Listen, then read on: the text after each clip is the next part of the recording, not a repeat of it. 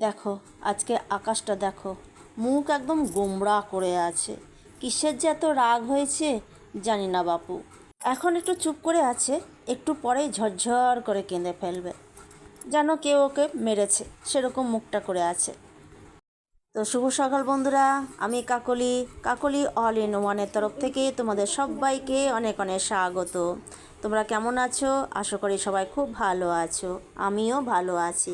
চলে এলাম আরও একটা নতুন ব্লগ ভিডিও নিয়ে। তাহলে বন্ধুরা দেখতে থাকো আজকে আমার এই ভিডিও যদি ভালো লেগে থাকে তাহলে অবশ্যই কিন্তু লাইক কমেন্ট শেয়ার করে দিও। পাশে থাকা বেল আইকনটা অবশ্যই প্রেস করে রাখবে, এতে করে আমি যখন নতুন কোনো ভিডিও আপলোড দেবো সবার প্রথমে নোটিফিকেশন তোমাদের কাছে পৌঁছে যাবে। আজকের ভিডিওটা বাইরে পরিবেশ দিয়ে শুরু করলাম। দুদিন ধরে একই রকম আকাশটা হয়ে আছে, এতটুকু সূর্যের মুখ দেখতে পাচ্ছি না, আর ভালো লাগছে না। সারাদিন কি এরকম বৃষ্টি ভালো লাগে? চলে এলাম ব্রেকফাস্টে। এখানে ব্রেকফাস্টে আমি খাচ্ছি মুড়ি, আর আমার মেজো মেয়ে খাচ্ছে পরোটা। এই পরোটাগুলো রাত্রের পরোটা ছিল। আজকে হচ্ছে মঙ্গলবার, আমি মঙ্গলবারে ভয়েস ওভার দিচ্ছি। কালকে ছিল সোমবার, সোমবার করেছিলাম, বাবার মাথায় জল ঢেলেছি, সেই জন্য রাত্রে করেছিলাম পরোটা আর সেময়ের পায়েস। সেটা রয়ে গেছিলো, সেই পরোটা আর সেময় পায়েসটা গরম করে মেজো মেয়েকে দিয়ে দিলাম, আর তার সাথে দিলাম আলুর সবজি। আর আমি নিয়েছি মুড়ি, আলুর সবজি, শশা কুচি, আর আছে গাছের লঙ্কা। সোমবার করেছিলাম, নুন খাইনি, ভাতও খাইনি, তো নুন খাওয়ার জন্য মনটা খুবই ছটপট ছটপট করছিল, তাই আমি মুড়ি নিয়েছি। আর মুড়িটা খেতে আমি একটু বেশি পছন্দ করি। জানি বেশি মুড়ি খাওয়া একদম ভালো নয়, কিন্তু তার সত্ত্বেও আমরা খেয়ে যাই। আমরা তো জেনে শুনেই বিষ পান করি, তাই না? চলো তাহলে দেরি না করে ব্রেকফাস্টটা সেরে ফেলি। ব্রেকফাস্ট করে নিয়ে আমি রান্নাটা চাপিয়ে দিলাম। একটা দুঃখের খবর শুনে মনটা খুবই বিষাদে ভরে গেল। এই তো সকালবেলায় খবর পেলাম আমার ছোট জায়ের মা মারা গেছেন। শুনে খুব খারাপ লাগলো। আমারও তো মা আছেন, জানি সবাইকে একদিন এই সংসার মায়া ত্যাগ করে চলে যেতে হবে। তবুও মনে হতো যে যতদিন ছিল মাথা ছাতার মতন হয়েছিল। বয়স হয়েছিল তাই চলে গেলেন। তবু আমি বলবো যে এই বয়স্ক মানুষগুলো যেন কষ্ট না পেয়ে মরে, হঠাৎ করে যেন চলে যায়, সেটাই ভালো। কষ্ট পেয়ে বিছানায় পড়ে যদি থাকে না, তাহলে সেই মানুষটার দুর্ভোগের শেষ নেই। কিন্তু কি আর করা যাবে, এগুলো তো আর আমাদের হাতে নয়, সবই ওপরওয়ালার হাতে। যার যতদিন আয়ু থাকবে সে ততদিনই এই ভব সংসারে থাকতে পারবে। যখন যার ডাক আসবে তখন তাকে চলে যেতে হবে। এখানে আমি রান্না করছি আলু পোস্ত। আগে রান্না হয়ে গেছে, কুমড়োর সবজি করেছি, এবার একটা আলু পোস্ত হচ্ছে। চলো তাহলে তোমাদের সাথে শেয়ার করি আমি কীভাবে আলু পোস্ত রান্না করে থাকি। প্রথমে কড়াইয়ে তেল দিয়ে দিলাম, তেলটা গরম হয়ে গেলে পরে ওর মধ্যে একটা শুকনো লঙ্কা আর কিছুটা কালো জিরে দিয়ে পরে আলুগুলোকে ভালো করে ভেজে নিলাম। আলুগুলো যখন সুন্দর ভাজা হয়ে যাবে তখন ওর মধ্যে দিয়ে দিলাম শুধুমাত্র নুন। আমি কিন্তু পোস্ততে কখনোই হলুদ দিই না।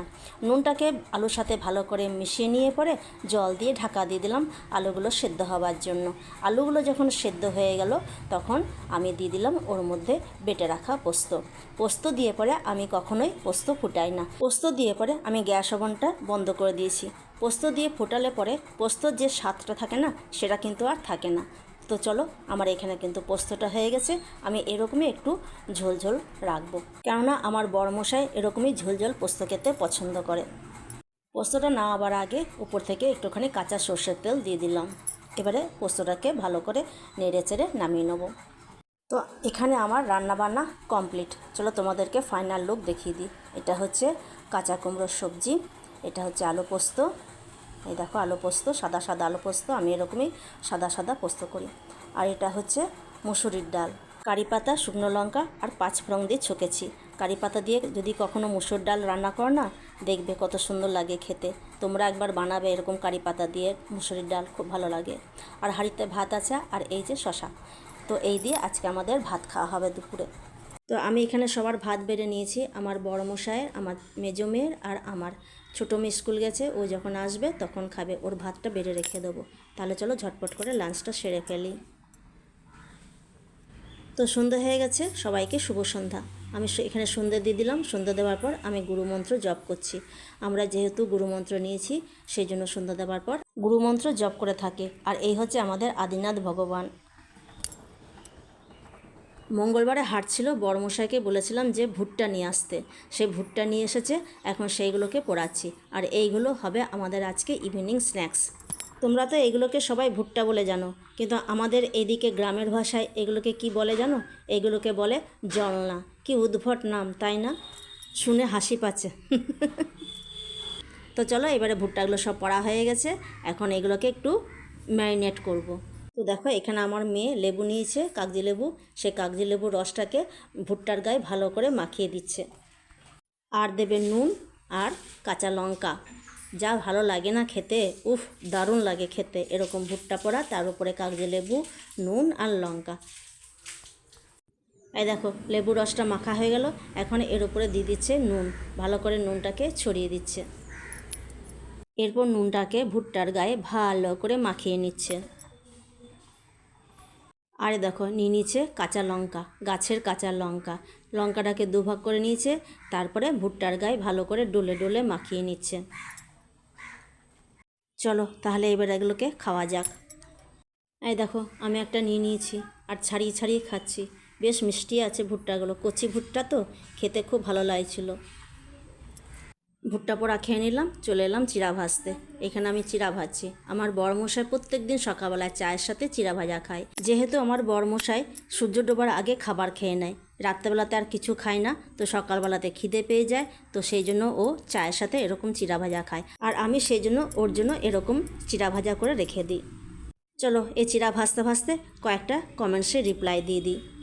শম্পাকরণ দিদিভাই লিখেছে, খুব সুন্দর, কত কাজ সামলাতে হচ্ছে, তারপর রান্না, অপূর্ব, ভালো থাকবেন। শম্পাকরণ দিদিভাই, তোমার ভিডিওটা ভালো লেগেছে, সেজন্য তোমাকে অনেক অনেক ধন্যবাদ। নিতুর হিসেল থেকে দিদিভাই লিখেছে যে পুরো ভিডিওটা দেখে নিলাম, খুব সুন্দর লাগলো ব্লগটা। দিদিভাই, তোমার ভালো লেগেছে, এই জন্য তোমাকে অনেক অনেক ধন্যবাদ। তাহলে বন্ধুরা, আজকের মতো ভিডিওটা এখানে শেষ করে দিচ্ছি। দেখা হচ্ছে আগামী দিনে নতুন একটা ভিডিওর সাথে। ততক্ষণ পর্যন্ত তোমরা ভালো থাকো, সুস্থ থাকো, সাবধানে থাকো। আজকের মতো টাটা, ধন্যবাদ।